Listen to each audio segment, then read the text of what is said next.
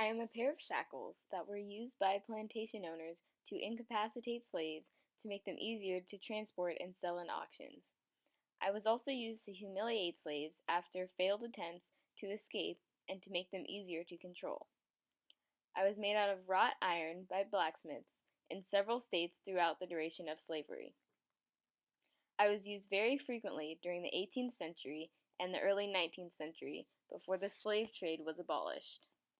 I was very common during this time because I was a simple tool used to control individual slaves across America. I am very similar to the shackles used on prisoners at this time period. The use of me on slaves signifies that plantation owners thought of slaves as lower than prisoners.